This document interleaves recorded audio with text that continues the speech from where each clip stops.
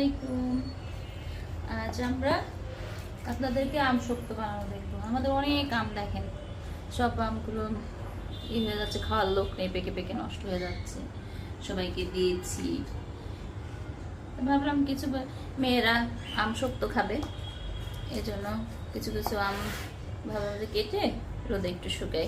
অবশ্য এখন রোদ একটু কম, বৃষ্টি হচ্ছে, মাঝে মধ্যে বৃষ্টি হয়। এই জন্য প্রথমে যে আমগুলো ধুয়েছি, আবার পানির মধ্যে রেখেছি, চুলা শুরু করে দিয়েছি যে সিলে। তারপর হচ্ছে আমরা ছোট ছোট করে কেটে ব্লেন্ডারে বিট করব, সেটা আপনাদের দেখাবো। এখন আমি আগে আমগুলো সিলে নিই। সবগুলো আম সুলতে হবে, অনেক টাইম লাগবে, সব আম সুলে আপনাদের দেখানো সম্ভব না। দেখো কতগুলো কেটে ফেলেছি, আরও অনেক রয়েছে। সব তো ভিডিওতে দেখানো সম্ভব না, দেখাতে গেলে ভিডিওটা অনেক বড় হয়ে যাবে। এই জন্য আমি চাচ্ছি না ভিডিওটা বেশি বড় করতে। এইভাবে কেটে নিব, সব তো করা যাবে না, অনেক তো করবো না। কিছু হয়তো ফ্রিজে পাকা, তো আম ফ্রিজে রেখে দিব ডিপ করে। এত আম শক্ত খাবে কে, মেয়েরা শুধু খাবে। এই দেখেন আমগুলো কাটা আমার সব শেষ হয়ে গিয়েছে। এখন এই যে ব্লেন্ডারে নিয়েছি, ব্লেন্ডারের জগে আমি ব্লেন্ড করে নেব। আরও আম আছে, দেখেন এত আম তো সম্ভব না এখন করা। আলহামদুলিল্লাহ এবছর অনেক আম ধরেছিল, আমরা খেয়েছি। আর কিছু যে আম শক্ত করব, আর ফ্রিজেও রেখেছি। শেষ, এখন এই যে কড়ার মধ্যে ঢেলে নিচ্ছি। আমার ব্লেন্ড করা শেষ।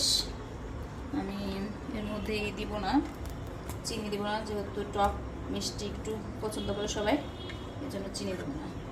আর আমাদের আমটা একটু টক মিষ্টি, চিনি দিলে বেশি মিষ্টি হলে কেউ খেতে চাবে না। এখন চুলাটা ধরিয়ে দিলাম, কিছুক্ষণ এটা জাল করে নেব, একটু ঘন আগ পর্যন্ত।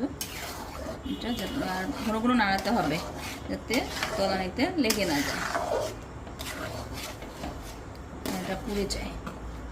ঘন তো চলে আসছে, যে ঘন ঘন নাড়ানো লাগছে, তা নাহলে লেগে যাচ্ছে। সাবধানে কিন্তু, কারণ যে এটা হলো আমাদের যখন বড় বড় আসে, বলক আসে, যেগুলো ফুটে ফুটে গায়ে লাগে, সাবধান। আমি একটু ফ্রুট কালার দিব, আপনাদের ইচ্ছা, যদি মন চাই দিবেন, নাইলে না। আমি জাস্ট একটু কালারের জন্য আর কি দিচ্ছি। এতে আমার আমটার কালারটা সুন্দর, তারপর মনে হলো যে একটু ফ্রুট কালার দিই, ভালো লাগবে দেখতে, এই কারণে দিচ্ছি। হালকা যেভাবে নাড়িয়ে দিচ্ছি, আর দুটো এইটুকু আমার যথেষ্ট।